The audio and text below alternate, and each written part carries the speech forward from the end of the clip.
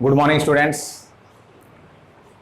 आज फिर आपका स्वागत है एक बार दोबारा से ट्राइटेम एकेडमी में फॉर केमिस्ट्री क्लासेस। लास्ट दो क्लासेस जो हमने केमिस्ट्री की ली हैं, एक चैप्टर हम लोग डिस्कशन में था हमारा सॉल्यूशन क्लास 12 से रिलेटेड। उसमें दो क्वेश्चन हम ऑलरेडी कर चुके हैं, दो हेडिंग हम ऑलरेडी कर चुके हैं, classification of solution and concentration unit. Concentration unit से रिलेटेड आपने जो चार हेडिंग मैंने फाइनली आपको बोली थी उन पे आपने न्यूमेरिकल किए होंगे। कोई डाउट्स हैं तो प्लीज कमेंट सेक्शन में आके आप मुझे पूछिए। Molarity, molality, mole fraction and mass volume percentage. Next third question इसमें डिस्कस कर रहे हैं हम सोल्यूबिलिटी। सोल्यूबिलिटी का मीनिंग क्या है?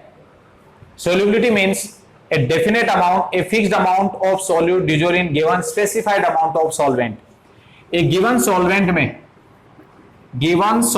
में कितना सोल्यूट डिजोल्व है, गिवन सॉल्वेंट में कितना सोल्यूट डिजोल्व है, वो क्या होता है? सोल्यूबिलिटी होती है। गिवन सॉल्वेंट में जितना सोल्यूट है वो उसकी सोल्यूबिलिटी होती है। Given amount of solute in the specified amount of solvent. ये सोल्यूबिलिटी जो जनरल हम डिस्कस करेंगे वो डिस्कशन हमारा ऑलरेडी क्लासिफिकेशन के अकॉर्डिंग हम लिक्विड सॉल्यूशंस के लिए कंसीडर करेंगे। लिक्विड सॉल्यूशंस को बाय नेचर भी हम क्या करते हैं, सोल्यूट की नेचर के अकॉर्डिंग थ्री टाइप से कैटेगराइज करते हैं। लिक्विड सॉल्वेंट सॉल्यूशन में सॉल्वेंट का फिजिकल स्टेट लिक्विड ही रहना है, बट जो सोल्यूट होगा वो सोल्यूट की फिजिकल स्टेट गैस, लिक्विड और सॉलिड होना है। ठीक है, इस लिक्विड सॉल्यूशन की सोल्यूबिलिटी जो हम डिस्कस कर रहे हैं इसमें मेन एक हेडिंग चलती है हमारे पास डिपेंडेंस।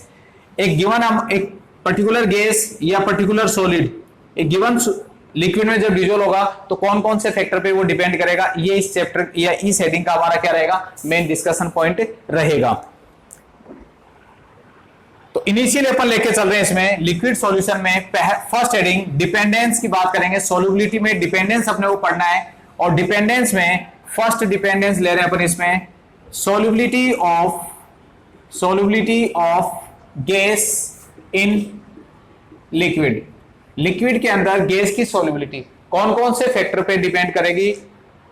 यहां पे फर्स्ट फैक्टर हमारे पास है नेचर ऑफ सोल्यूट। सोल्यूट के नेचर पे डिपेंड करती है। सोल्यूट मींस गैस का नेचर कैसा है। तो बाय नेचर गैसेस को हम दो टाइप से कैटेगराइज करते हैं। फर्स्ट इज टेम्परेरी गैसेस और second is permanent gases. Temporary gases और permanent gases. Temporary gases are those gases are easily liquefied, जिन गैसेस का लिक्विडेशन इजीली होगा, और दीज आर आयोनाइज्ड और dissociated in presence of solvent. जो solvent की presence में क्या होंगी, डिसोसिएटेड हो जाएंगी, वो गैसेस क्या होती हैं, टेम्परेरी गैसेस की कैटेगरी में आती हैं। Permanent gases are hardly liquefied, वो गैसेस जिनका लिक्विडेशन होता है बस कंपेरेटिवली क्या होगा, हार्डली होगा, और they can not be ionized और डिसोसिएटेड।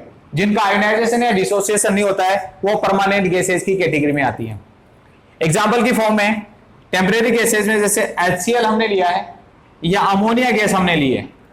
HCl या अमोनिया गैस को, जैसे अपन HCl गैस को वाटर में डिजोल्व करेंगे तो वाटर में डिजोल्व करने पर HCl गैस क्या होगी, आयोनाइज्ड होगी, हाइड्रोनियम आयन में और क्लोराइड आयन में कन्वर्ट होगी। यह आयोनाइजेशन या डिसोसिएशन है। अमोनिया गैस को वाटर में डिजोल्व करें तो अमोनिया गैस को वाटर में डिजोल्व करने पर ये एसोसिएटेड होता है और एसोसिएटेड होकर क्या देगा, एसोसिएटेड होकर क्या दिया इसने, अमोनियम हाइड्रोक्साइड बना दिया। तो ये दोनों गैसेस HCl या NH3, सिमिलरली ऐसे सल्फर डाइऑक्साइड है, कार्बन डाइऑक्साइड है, बहुत सारी ऐसी गैसेस हैं जो सॉल्वेंट के साथ क्या होती है, इंटरेक्ट कर जाती हैं। सॉल्वेंट के साथ इंटरेक्ट दो टाइप से करेंगी, या तो डिसोसिएशन होगा या एसोसिएशन होगा। वो गैसेस टेम्परेरी गैसेस की कैटेगरी में आती हैं। परमानेंट गैसेस की कैटेगरी में आएगा यहाँ पे लाइक ऑक्सीजन है, नाइट्रोजन है, ये गैसेज एटमॉस्फेयर में अवेलेबल है। इनका जो कंपोजिशन रहता है या परसेंटेज अवेलेबल अमाउंट वो हमेशा क्या रहता है, कांस्टेंट रहता है। तो ये जैसे इसको अपन वाटर में या किसी और अदर सॉल्वेंट में इसको पास करेंगे तो ऑक्सीजन है वो ऑक्सीजन की फॉर्म में रहती है, नाइट्रोजन नाइट्रोजन की फॉर्म में रहती है, ना इसका एसोसिएशन हो रहा है ना इसका डिसोसिएशन हो रहा है, नाइदर एसोसिएटेड नॉर डिसोसिएटेड, वो परमानेंट गैसेज हैं। ठीक है, तो इन दोनों टाइप की जो गैसेज हैं, क्या सभी गैसेज का जो लिक्वेशन जो सोल्यूबिलेशन है या डिजोलेशन है वो सेम होगा? नहीं होगा। Which gases are more soluble? तो सिंपली आपको एक लाइन लिखनी है, according to nature of gases the temporary gases, according to nature of gases the temporary gases are more soluble than permanent gases in given specified amount of solvent. Clear है?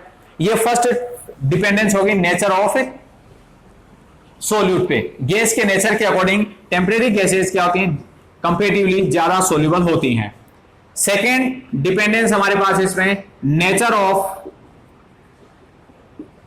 Solvent, solvent means liquid का nature कैसा है।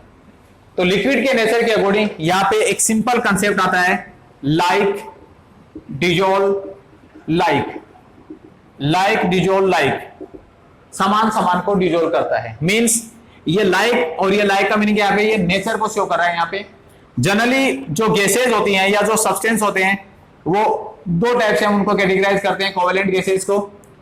वो gases by nature polar होंगी या वो gases by nature कैसी होती हैं? नॉन पोलर होती हैं।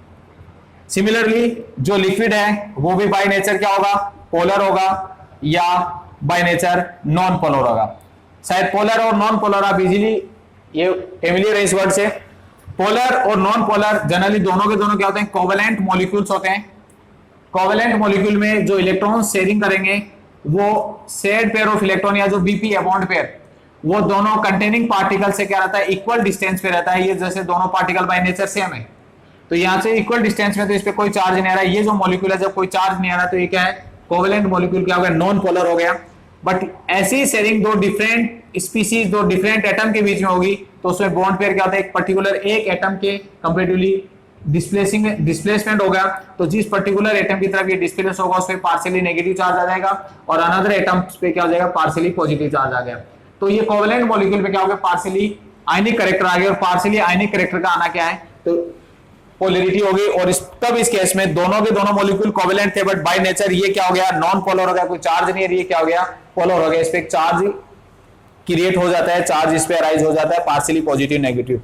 ये पोलर और नॉन पोलर है कोवेलेंट मॉलिक्यूल। तो like suppose gases by nature polar है तो पोलर मॉलिक्यूल में ज्यादा डिजोल्व होंगी, पोलर सॉल्वेंट में ज्यादा डिजोल्व होंगी। जैसे HCl एक पोलर गैस है तो वाटर भी एक पोलर सॉल्वेंट है तो उसकी सॉल्युबिलिटी क्या होगी? हाई होगी। बट इसी HCl को जब एक non polar solvent like benzene में या कार्बन टेट्राक्लोराइड में मैं डिजोल्व करूं तो उसकी सॉल्युबिलिटी क्या होती है? कंपैरेटिवली लेस होती है। तो HCl वाटर में ज्यादा डिजोल्व करेगा, किसके कंपैरेटिवली? कार्बन टेट्राक्लोराइड या बेंजीन के कंपैरेटिवली। नॉन पोलर है जैसे भी हम पढ़ रहे थे, सल्फर डाइऑक्साइड एक नॉन पोलर गैस है, कोई चार्ज नहीं होता इस पे। इस नॉन पोलर गैस को सल्फर डाइऑक्साइड या मीथेन एक नॉन पोलर गैस है, इस नॉन पोलर गैस को जब अपन बेंजीन में या कार्बन टेट्राक्लोराइड में डिजोल्व करते हैं तो कंपैरेटिवली ज्यादा डिजोल्व होगी और वाटर में डिजोल्व करेंगे तो इसकी डिजोलेशन या सॉल्युबिलिटी क्या होगी? कम होती है। ये है second point, like dissolve like. Third जो डिपेंडेंस है हमारे पास, तीसरा जो फैक्टर है किसी पर्टिकुलर गैस की एक गिवन सॉल्वेंट में जो सॉल्युबिलिटी शो करेगा वो है presence of other substance, other substance की प्रेजेंस। अदर सब्सटेंस की प्रेजेंस का क्या इफेक्ट पड़ता है? अदर सब्सटेंस का मीनिंग क्या है? यहाँ पे सपोज एक कंटेनर में हमने लिया है प्योर सॉल्वेंट, 100% प्योर सॉल्वेंट, या सॉल्वेंट को आप जैसे जनरली वाटर कंसीडर करें, एक वाटर 100% प्योर वाटर है ये। और सेकंड कंटेनर में हमने क्या लिया है? इम्प्योर सॉल्वेंट लिया है। इम्प्योर सॉल्वेंट मतलब वाटर के अंदर या कोई भी अदर सॉल्वेंट होता उसके अंदर पहले से कोई, जैसे ही वाटर है और वाटर में मैंने पहले से क्या किया है? सोल्ट को डिजोल्व कर रखा है या शुगर को डिजोल्व कर रखा है, तो ये इम्प्योर सॉल्वेंट बन गया। अब इसमें एक पर्टिकुलर गैस हमें डिजोल्व करनी है, जैसे वही HCl गैस इसमें डिजोल्व करनी है, इसमें भी हमें HCl गैस डिजोल्व करनी है। तो आप देखेंगे प्योर सॉल्वेंट के कंपैरेटिवली जो अवेलेबल वेकेंट स्पेस होता है वाटर पार्टिकल या सॉल्वेंट मॉलिक्यूल्स के बीच में, वो अवेलेबल वेकेंट स्पेस क्या होगा? हाई होगा। इम्प्योर सॉल्वेंट के कंपैरेटिवली क्या होता है? जो अवेलेबल वेकेंट स्पेस होता है वाटर मॉलिक्यूल्स के बीच में, वो कंपैरेटिवली क्या हो जाएगा? कम हो जाएगा। तो इस केस में जब इम्प्योर सॉल्वेंट में इम्प्योर सॉल्वेंट में जब ऑलरेडी सब्सटेंस उसके अंदर डिजोल्व है तो अवेलेबल वेकेंट स्पेस जब कम होगा तो सॉल्युबिलिटी क्या हो जाएगी, कम हो जाएगी, और प्योर में सॉल्युबिलिटी क्या रहेगी, ज्यादा रहेगी, क्योंकि इसमें अवेलेबल वेकेंट स्पेस क्या होता है, हाई होता है। तो प्योर सॉल्वेंट में सॉल्युबिलिटी क्या होती है, इम्प्योर सॉल्वेंट से क्या होती है, ज्यादा होती है। तो due to presence of other substance solubility of gas is decrease. Presence of other substance in a solvent, the solubility of gas in liquid is comparatively less, decrease हो जाएगी solubility। ये थर्ड फैक्टर है इसमें। Fourth factor इसमें हमारे पास क्या आ रहा है, एक इंपॉर्टेंट है ये पॉइंट जिसपे बहुत सारे रीजनिंग क्वेश्चन, एक दो रीजनिंग क्वेश्चन बने जो हमें बोर्ड एग्जाम में कई बार पूछे गए हैं, वो है इफेक्ट ऑफ टेम्परेचर। टेम्परेचर का गैस की किसी पर्टिकुलर सॉल्वेंट में सॉल्युबिलिटी पे क्या इफेक्ट पड़ेगा। तो जनरली टेम्परेचर राइज करने पर, इंक्रीज करने पर हमें पता है गैस पार्टिकल्स की काइनेटिक एनर्जी क्या होती है, राइज होती है। तो टेम्परेचर राइज करेंगे तो काइनेटिक एनर्जी क्या होगी, राइज होगी, और काइनेटिक एनर्जी राइज होगी तो पर्टिकुलर गैसेज पार्टिकल की क्या होती है, एक पॉइंट होता है एस्केपिंग टेंडेंसी। एस्केपिंग टेंडेंसी मतलब लिक्विड की सरफेस को छोड़ने की टेंडेंसी क्या होती है, सरफेस को या सरफेस से रिमूव होने की जो टेंडेंसी है वो क्या हो जाती है, इंक्रीज होता है, वो एस्केपिंग टेंडेंसी है। तो काइनेटिक एनर्जी राइज होगी तो गैस पार्टिकल्स की एस्केपिंग टेंडेंसी, एक पर्टिकुलर लिक्विड के सरफेस से रिमूव होने की टेंडेंसी क्या होती है, राइज हो जाती है। तो टेम्परेचर राइज करने पर काइनेटिक एनर्जी राइज होगी, जिससे गैस की जब एस्केपिंग टेंडेंसी बढ़ रही है तो सॉल्युबिलिटी क्या हो जाती है, डिक्रीज हो जाती है। गैसेस की सॉल्युबिलिटी क्या होगी, डिक्रीज होगी। इसको हम एक सिंपल एक एग्जांपल से पूछ सकते हैं, जैसे एक एग्जांपल से इसको एक्सप्लेन कर सकते हैं। क्वेश्चन आया भी है कि वो जनरली एक्वेटिक लाइव्स के लिए आता है। एक्वेटिक लाइव्स मतलब जैसे फिशेज हैं, fishes are more comfortable in cold water than hot water. जो मछलियां या अदर कोई एक्वेटिक लाइव्स हैं वो क्या करती हैं, वो ठंडे पानी में कंपैरेटिवली ज्यादा कंफर्टेबल रहती हैं। इसका रीजन क्या देते हैं, क्योंकि ठंडे पानी के अंदर क्या रहता है, जो ऑक्सीजन की अवेलेबिलिटी है। ऑक्सीजन के लिए वैसे भी हमने पढ़ा है कि ऑक्सीजन एक परमानेंट गैस है, तो जनरली किसी सॉल्वेंट में या वाटर में उसकी सॉल्युबिलिटी क्या होती है, कम होती है। यहाँ पे जब वाटर का टेम्परेचर बढ़ा हुआ है, वाटर कैसा है, हॉट है, तो एक तो ऑक्सीजन वैसे क्या आती है, लेस सॉल्युबल होती है। जब टेम्परेचर उसका राइज हो गया तो ऑक्सीजन की सॉल्युबिलिटी इसमें क्या हो जाती है, कम हो जाती है। तो लाइव जो फिशेज हैं या जो एक्वेटिक लाइव्स हैं उनको ऑक्सीजन या रेस्पिरेशन या ब्रीथिंग में क्या होती है, ब्रीदिंग या रेस्पिरेशन में उनको क्या होती है, प्रॉब्लम क्रिएट होती है। तो इसलिए वो क्या करते हैं, कंफर्टेबल कहां रहते हैं, ठंडे पानी में रहते हैं। ठंडे पानी में क्योंकि ऑक्सीजन उनको इजीली अवेलेबल रहती है, क्योंकि ठंडे पानी में ऑक्सीजन की सॉल्युबिलिटी ज्यादा होती है किसके कंपैरेटिवली, हॉट वाटर के कंपैरेटिवली। ये एक सिंपल सा एग्जांपल है जो गैसेस की सॉल्युबिलिटी किसमें, वाटर में, अदर सॉल्वेंट में गैसेस की सॉल्युबिलिटी में टेम्परेचर के इफेक्ट को शो करता है। एक सेकेंड एग्जांपल और ले सकते हैं अपन। सपोज एक फाउल स्मेल या बैड स्मेलिंग वाटर है, एक ऐसा पानी जिसमें बदबू आ रही है और हमें उस पानी को जनरली दिख कुछ नहीं रहा लेकिन फिर भी उसमें कुछ स्मेल आ रही है। उस वाटर को हमें कैसे यूज करना है, तो सिंपली हमारा एक आंसर होता है, एक सिंपल ट्रेडिशनल प्रोसीजर होता है कि पानी जब उसमें थोड़ी बहुत स्मेल आ रही हो, कुछ दिख नहीं रहा हो, तो उसको हम क्या करते हैं, पानी को बॉईल करते हैं, और बॉईल करने के बाद हम उसको जनरली यूज कर सकते हैं, बॉईल करके ठंडा करके यूज कर सकते हैं। तो बॉइलिंग से क्या होगा, टेम्परेचर राइज होगा, काइनेटिक एनर्जी राइज होगी। तो उस वाटर के अंदर जो फाउल स्मेल या बैड स्मेल वाटर था उसके अंदर जो अवेलेबल बैड स्मेल के लिए रेस्पॉन्सिबल जो गैसेज थी या जो फैक्टर उसके अंदर अवेलेबल थे वो क्या होते हैं, रिमूव हो जाते हैं। तो ये भी किसको शो कर रहा है, टेम्परेचर राइज होने पे गैस की सॉल्युबिलिटी डिक्रीज होती है, उसको शो कर रहा है। एक थर्ड एग्जांपल और ले सकते हैं इसमें। हम जो कोल्ड ड्रिंक्स यूज करते हैं उन कोल्ड ड्रिंक्स में भी क्या होता है, जो सोडा वाटर बोटल्स होती हैं, उन सोडा वाटर बोटल्स में भी क्या होता है, उस लिक्विड के अंदर क्या होती है, CO2 गैस डिजोल्व रहती है। CO2 गैस डिजोल्व रहती है। तो जनरली हमें पता है कि CO2 की सॉल्युबिलिटी को राइज करने के लिए हमने क्या किया है, उसको काफी लोअर टेम्परेचर पे उसको क्या रखते हैं, ठंडा रखते हैं, फ्रीजर में रखते हैं उसको, या फ्रीज में रखते हैं। किसको, कोल्ड ड्रिंक की जो बोटल्स हैं वो ठंडी यूज करते हैं, क्योंकि ठंडी बोतल के अंदर हमें CO2 की अवेलेबिलिटी क्या रहती है, ज्यादा अवेलेबल होगी। हम डायरेक्ट कोल्ड ड्रिंक को बिना ठंडा के यूज नहीं करेंगे, क्योंकि बिना ठंडा यूज करते हैं तो CO2 का अमाउंट क्या रहता है, कम रहता है, और CO2 जब उसके अंदर नहीं रहती तो उसका केमिकल कंपोजिशन क्या होता है, बदल जाता है। तो कोल्ड ड्रिंक है वो कोल्ड ड्रिंक इसमें वो फीलिंग नहीं आती जो एक्चुअली में उसको जो वर्किंग करना है वो वर्किंग वो नहीं कर पाएगा। लेकिन जब ठंडी रहेगी वो, तो उसके अंदर CO2 का कंपोजिशन या CO2 का अमाउंट ज्यादा रहता है, तो उसका कंपोजिशन मेंटेन हो जाता है और वो कोल्ड ड्रिंक की जो भी उसका मेन फंक्शन होता है वो क्रिएट होता है। लेकिन गर्म के अंदर जब उसका टेम्परेचर राइज है तो उसमें CO2 होगी नहीं, कंपोजिशन उसका क्या होता है, बदल जाता है। ये तीनों के तीनों एग्जाम्पल ये शो कर रहे हैं कि टेम्परेचर राइज करने पर गैसेस की सोल्युबिलिटी किसी सॉल्वेंट में क्या होती है, डिक्रीज हो जाती है। ये तीनों एग्जांपल आप याद रखेंगे, स्पेशली ये एग्जांपल कई बार बोर्ड एग्जाम में पूछा गया है। व्हाई द एक्वेटिक लाइव्स या fishes are more comfortable in cold water than hot water. Then next fifth heading हमारे पास आती है, ये भी एक इंपॉर्टेंट पॉइंट है जिसमें डायरेक्टली क्वेश्चन आता है, स्टेट या explain the Henry law. Henry law पे बेस्ड है ये, और वो पॉइंट है यहाँ पे प्रेशर। प्रेशर का क्या रोल होता है? जनरली प्रेशर राइज करने पर गैस पार्टिकल्स क्या होते हैं, कंप्रेस्ड होंगे। गैस पार्टिकल क्या होते हैं, लिक्विड कंप्रेस नहीं होता, लिक्विड और सॉलिड दोनों इनकंप्रेसिबल होते हैं, बट यहाँ पे गैस की सॉलिबिलिटी बात की जा रही है, तो प्रेशर राइज करने पर गैस पार्टिकल्स क्या होंगे, कंप्रेस्ड होंगे, और गैस पार्टिकल कंप्रेस्ड होने से उनकी सॉलिबिलिटी क्या होती है, इंक्रीज हो जाती है। तो प्रेशर राइज करने पर गैसेस पार्टिकल कंप्रेस्ड होंगे, जिससे उनकी सॉलिबिलिटी क्या होगी, राइज हो जाती है, इंक्रीज हो जाती है। इसको मैथमेटिकली एक साइंटिस्ट था जिसने इसको एक्सप्लेन किया था, वो था हेनरीज। तो हेनरी का स्टेटमेंट हमसे डायरेक्ट पूछा जाता है, what is the Henrys statement या व्हाट इज हेनरीज लॉ। तो हेनरी लॉ के according the partial pressure of gas in vapor phase, the partial pressure of gas in vapor phase denoted by P is directly proportional to its mean gas mole fraction of its mole fraction या mole fraction of gas।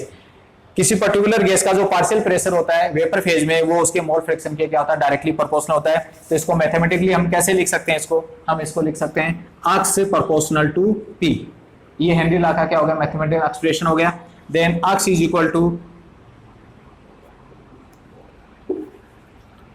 P proportional to x, clear. Partial vapour pressure is directly proportional to its mole fraction. Then P is equal to KH, यहाँ KH फिर क्या हो गया, proportionality constant है। KH यहाँ पे proportionality constant है, जिसको क्या बोलते हैं अपन, हेनरी कांस्टेंट बोलते हैं। ये हेनरीज कांस्टेंट हो गया, क्लियर है। ये मैथमेटिकल एक्सप्रेशन है इसका। यहाँ पे एक तो डायरेक्ट आता है हेनरी का स्टेटमेंट। एक क्वेश्चन और बनता है इसमें, what is the importance of Henry's constant KH। Henry constant KH का क्या इंपोर्टेंस है? तो ये जो इक्वेशन हमने बनाई है, मैथमेटिक एक्सप्रेशन जो हेनरी लॉ का लिखा, उसके अकॉर्डिंग KH किसके इक्वल होगा, KH is equal to P upon X हो गया, क्लियर। देन P यहाँ पे क्या कंसीडर किया जाए, कांस्टेंट कंसीडर किया जाए, तो KH क्या हो गया, 1 अपॉन X हो गया। यहाँ पे क्या होता है, डिफरेंट गैसेस के लिए जब KH की वैल्यू कैलकुलेट की जाती है, तो उस KH की वैल्यू के अकॉर्डिंग हम गैसेस की सॉल्युबिलिटी को एक्सप्लेन कर सकते हैं।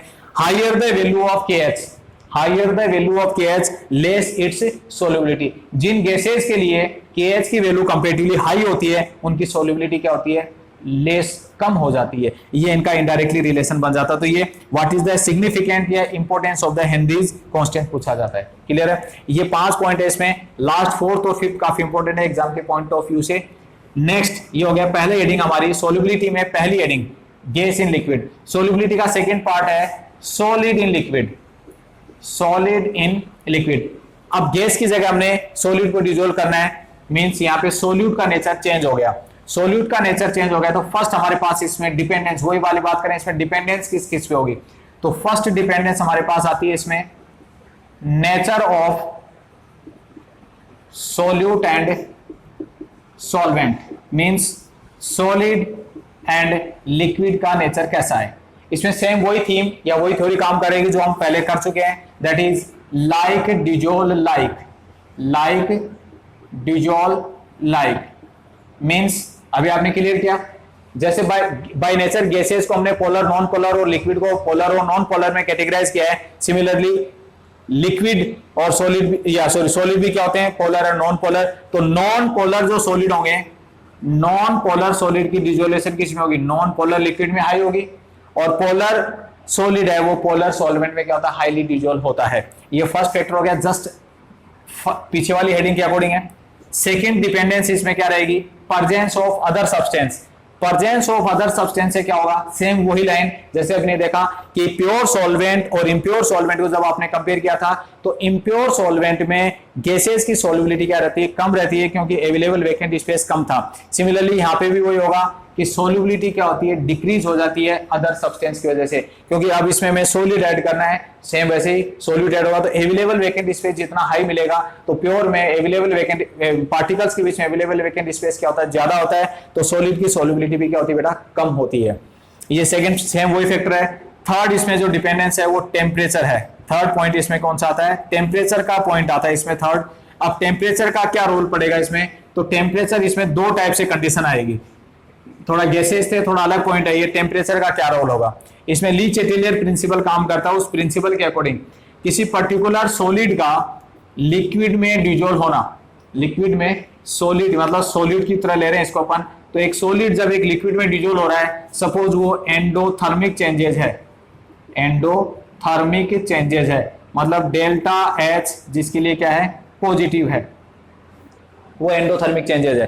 तो इन एंडोथर्मिक चेंजेस के लिए क्या होगा, ली चेटेलियर प्रिंसिपल के अकॉर्डिंग टेम्परेचर राइज करने पर सोल्यूबिलिटी क्या होती है, राइज हो जाती है। टेम्परेचर राइज करने पर सोल्यूबिलिटी राइज हो जाएगी। एक एग्जांपल दे सकते हैं इसमें, शुगर और वाटर का जब कंपोजिशन बनाया जाता है तो शुगर और वाटर से तीनों टाइप के सॉल्यूशन बनते हैं। इनिशियली जब हम वाटर में शुगर ऐड करना शुरू करते हैं तो अनसेचुरेटेड सॉल्यूशन रहता है, कंटिन्यूअसली वो डिजोल्व होता जाएगा तो वो फिर क्या होगा, सेचुरेटेड फॉर्म में आ गया। लेकिन जब उसको हमें बनाना है कॉन्सेंट्रेटेड शुगर सिरप में कन्वर्ट करना है, कॉन्सेंट्रेटेड शुगर सिरप कॉमन है, चाशनी जब हमें बनानी है तो चाशनी बनाने के लिए हमें टेम्परेचर क्या करना, राइज करना है। तो किसी सॉलिड का लिक्विड में डिजोल्व होना यदि एंडोथर्मिक चेंजेस है तो टेम्परेचर राइज करने पे सोल्यूबिलिटी क्या होती है, राइज हो जाती है। और इसके अपोजिट किसी सॉलिड का लिक्विड में डिजोल्व होना क्या है, एक एक्सोथर्मिक चेंजेस है। एक्सोथर्मिक चेंजेस है मतलब डेल्टा एच जिस प्रोसेस के लिए नेगेटिव आ रहा हो, नेगेटिव आ रहा हो, उस केस में जब हम टेम्परेचर राइज करते हैं तो टेम्परेचर राइज करने पे सोल्यूबिलिटी क्या हो जाती है बेटा, डिक्रीज हो जाती है। सोल्यूबिलिटी उस केस में क्या होगी, डिक्रीज हो जाती है। जो ऑलरेडी एक्सोथर्मिक जिसमें हीट रिलीज हो रही है वहां पे टेम्परेचर राइज करने पे डिक्रीज हो जाएगी। और लास्ट फोर्थ इसमें जो हमारे पास पॉइंट आता है वो सिमिलरली वही पॉइंट है जो हमने गैस की सोल्यूबिलिटी के लिए डिस्कस किया था, प्रेशर।